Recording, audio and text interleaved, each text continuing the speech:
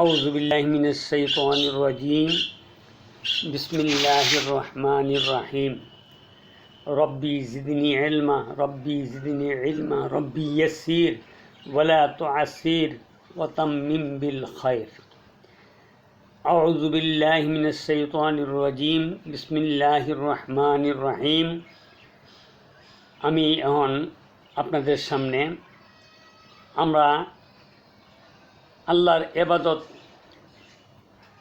করার জন্য আল্লাহর কাছে তৌফিক চেয়ে আমরা কি দোয়া করব, এর মধ্যে দান সৎকার করার সময় আমরা কি দোয়া করব, এর মধ্যে আল্লাহকে তালাশ করার জন্য বা খুঁজলে কি করতে হবে, এর মধ্যে আর বিনিময়ে দিলে কি ব্যবস্থা কি বলতে হবে, এই সম্বন্ধে কিছু কথাবার্তা বলবো ইনশাআল্লাহ। এবার আসেন আমরা ইবাদতের তৌফিক চেয়ে দোয়া করব। আল্লাহুম্মা আইন্নি আলা যিকরিকা ওয়া শুকরিকা ওয়া হুসনি ইবাদিক। হে আল্লাহ, তুমি আমার জিকির করার জন্য, স্মরণ করার জন্য, শুকরিয়া বা কৃতজ্ঞতা এবং সুন্দর ইবাদত করতে সাহায্য দান করো। আল্লাহুম্মা আইন্নি আলা যিকরিকা, আমি তোমার জিকির করার জন্য, তোমাকে স্মরণ করার জন্য, ওয়া শুকরিকা এবং তোমার কৃতজ্ঞতা, হুসনি ইবাদিক এবং ভালো কাজ করতে পারি, সুন্দর কাজ করতে পারি এমন আমাকে তৌফিক দান করো। এরপরে দান সৎকার আশ্চর্যজনক ফজিলত। দান সৎকার করলে কি হয় এই সম্বন্ধে রাসূল সাল্লাল্লাহু আলাইহি ওয়াসাল্লাম বলছেন, নিশ্চয়ই দান সৎকার কবরের আযাব বন্ধ করে দেয়, আর দিন বান্দাকে আরশের নিচে জায়গা করে দেয়। এটা হলো তাবরানী শরীফ এবং বাইহাকি শরীফে এই কথাটা আছে। প্রতিদিন সকালে প্রত্যেকটা মানুষের জন্য দুইজন ফেরেশতা আসে। তাদের একজন হলো দানকারীর জন্য দোয়া করে, বলে, হে আল্লাহ, দানকারীর মালে তুমি বিনিময় দান করো, তার জাযা দান করো, তার পুরস্কার দান করো, তাকে তার নেকি দান করো, সম্পদ বৃদ্ধি করে দাও। আর দ্বিতীয় ফেরেশতা কৃপণের জন্য বদদোয়া করে, বলে, হে আল্লাহ, কৃপণের মাল তুমি ধ্বংস করে দাও। বুখারী এবং মুসলিম। আল্লাহকে তালাশ করার জন্য বা খুঁজলে কি করতে হয়, আল্লাহকে তালাশ করলে বা আল্লাহকে পাইতে গেলে আমরা কি করব। যারা আমাকে, আল্লাহ বলে যে যারা আমাকে পাওয়ার জন্য আমার রাস্তা তালাশ করে, তারা আমার রাস্তা যদি খুঁজে না পায়, আমি আল্লাহ স্বয়ং তাদেরকে রাস্তা দেখিয়ে দেব। সূরা আল আনকাবুত 69 নম্বর আয়াত। মুসা আলাইহিস সালামকে জিজ্ঞেস করলেন, হে আমার রব। মুসা আলাইহিস সালাম আল্লাহকে জিজ্ঞাসা করলেন, হে আমার রব, আমি আপনাকে কোথায় খুঁজে পাব? আল্লাহ বললেন, বঙ্গহৃদয় লোকদের কাছে আমাকে খুঁজো।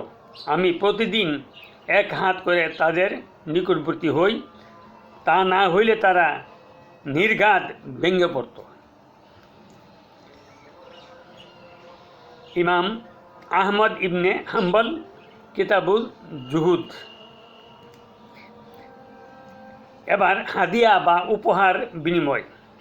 রাসূল সাল্লাল্লাহু আলাইহি ওয়াসাল্লাম বলছেন, তোমরা একে অন্যকে হাদিয়া বা উপহার দাও, এটি মনের শত্রুতা এবং বিদ্বেষ দূর করে দেয়।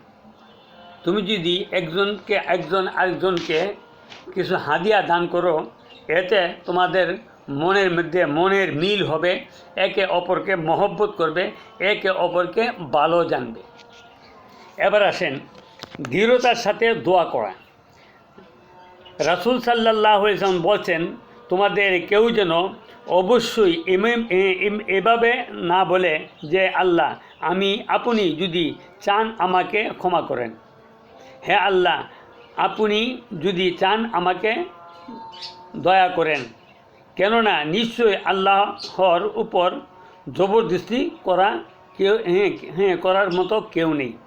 এমন এমন বলা ঠিক না যে আপনি যদি মনে চায় আমাকে মাফ করেন, এমন না বলে সেরা, হ্যাঁ, কাকুতির সহিত, নম্রতার সহিত, হ্যাঁ, বিনয়ের সহিত আল্লাহর কাছে কিছু চাইতে হবে যে আল্লাহ আপনি আমাকে ক্ষমা করে দেন, আমি ক্ষমা করেনেওয়ালা, হ্যাঁ আপনার কী করেন, আমার অভাব অনটন দূর করে দেন, আমার রিজিক বৃদ্ধি করে দেন। এরমভাবে আদির সহিত নম্রতার সহিত এরমভাবে আল্লাহর কাছে দোয়া করতে হবে। আর বিশ্বাস করতে হবে যে আমরা যদি আল্লাহর কাছে চাই, অবশ্যই আল্লাহ আমাদেরকে, হ্যাঁ, নানা ধরনের বিপদ হতে উদ্ধার করবে। সকল মুসলিমদের জন্য দোয়া করা। তুমি ক্ষমা প্রার্থনা করো তোমার এবং তোমার মুমিন নরনারীর ত্রুটির জন্য। যারা আশেপাশে আছে মুমিন মুসলমান, হ্যাঁ, তাদের ত্রুটির জন্য আল্লাহর কাছে ক্ষমা চাইবা। আল্লাহ বান্দার তওবা খুশি হন। কেউ যদি অন্যায় করে ভুল করে যদি আল্লাহর কাছে তওবা করে, আল্লাহ তার প্রতি সন্তুষ্ট হয়, খুশি হয়, রাজি থাকে। রাসূল সাল্লাল্লাহু আলাইহি ওয়াসাল্লাম বলছেন, আল্লাহ তাআলা বান্দার তওবার কারণে সেই লোকটির চেয়ে অধিক খুশি হন যে লোকটি মরুভূমিতে তার উট হারিয়ে পড়ে তা পেয়ে যায়। হ্যাঁ, আল্লাহ বলছে এই জন্যে যে একটা মানুষ উট হারাইয়া সেরা সারাদিন তালাশ করে সেরা, এরপর যখন আবার বিকালবেলা উটটি পায়, সে যত খুশি হয়, হ্যাঁ, এর চেয়ে বেশি খুশি হয় একটা মানুষ অপরাধ কইরা গুনাহ কইরা যদি আল্লাহর কাছে তওবা করে আল্লাহর কাছে ক্ষমা চায়। এরপরে রাসূল সাল্লাল্লাহু আলাইহি ওয়াসাল্লাম বলেন, কোনো কিছু খেয়ে অথবা কিছু পান করে বান্দা আল্লাহ তাআলার প্রশংসা করলে অবশ্যই তিনি তার উপর সন্তুষ্ট হন। আমরা কোনো কাজ কইরা বা কোনো কিছু খাইয়া কোনো কিছু পান করে যদি আল্লাহর শুকরিয়া আদায় করি, তাইলে আল্লাহ আমাদের প্রতি সন্তুষ্ট হন। এরপরে যে দোয়া জান্নাতের বৃক্ষরোপণ করা হয়। রাসূল সাল্লাল্লাহু আলাইহি ওয়াসাল্লাম বলছেন, যে ব্যক্তি সুবহানাল্লাহিল আযীম ওয়া বিহামদি সুবহানাল্লাহিল আযীম ওয়া বিহামদিহি পাঠ করে, তার জন্য জান্নাতে একটি খেজুর গাছ রোপণ করা হয়। কবর শাস্তি থেকে বাঁচার জন্য কি দোয়া করবেন? আল্লাহুম্মা ইন্নী আউযু বিকা মিন আযাবিল কবর। হে আল্লাহ, আপনি আমার নিকট কবরের শাস্তি থেকে বাঁচতে চাই। আমি আপনার নিকট, হে আল্লাহ, আমি আপনার নিকট কবরের আযাব থেকে, কবরের শাস্তি থেকে, কবরের কষ্ট থেকে বাঁচতে চাই। যেভাবে হায়াত কামনা করবেন, হে আল্লাহ, যে পর্যন্ত জীবিত থাকা আমার জন্য কল্যাণকর হবে আমাকে ততক্ষণ জীবিত রাখো, এবং যখন মৃত্যু আমার জন্য কল্যাণকর হবে তখন আমাকে মৃত্যু দান করো।